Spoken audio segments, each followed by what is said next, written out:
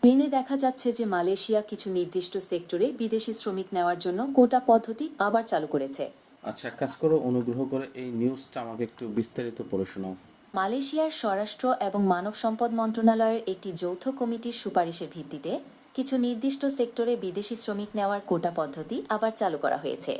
তবে সংশ্লিষ্ট মন্ত্রণালয় থেকে কোনো প্রস্তাব না আসলে নতুন করে কোনো শ্রমিক নেওয়া হবে না। এই সিদ্ধান্ত মালয়েশিয়া টুডে রিপোর্টে প্রকাশিত হয়েছে। এই কোটার আওতায় কৃষি, উৎপাদন, নির্মাণ, পাইকারি ও খুচরা ব্যবসা এবং সেবা পরিষেবা খাতে বিদেশি শ্রমিকরা কাজ করতে পারবেন। তবে কিছু নির্দিষ্ট উপখাতে বিদেশি শ্রমিকদের কাজের আবেদন স্থগিত রয়েছে। সরকার দেশীয় শ্রমিকদের কর্মসংস্থানকে প্রাধান্য দিচ্ছে এবং বিদেশ থেকে শ্রমিক নেওয়ার সময় কঠোর নিয়ম রাখছে। প্রতিটি কেস আলাদাভাবে মূল্যায়ন করা হবে এবং শুধুমাত্র প্রয়োজন অনুযায়ী শ্রমিক নিয়োগের অনুমতি দেওয়া হবে। আচ্ছা, মালয়েশিয়ার কলিং ভিসা সম্পর্কে তুমি কি আরেকটু বিস্তারিত বলতে পারবে যেন সহজে বোঝা যায়? হ্যাঁ, মালয়েশিয়ার বিদেশি শ্রমিকদের প্রবেশাধিকার শিথিল করলেও নিয়োগের ক্ষেত্রে কিছু কঠোর নিয়ম রাখছে। প্রতিটি কেস আলাদাভাবে মূল্যায়ন করা হবে এবং শুধুমাত্র প্রয়োজন অনুযায়ী শ্রমিক নিয়োগের অনুমতি দেওয়া হবে।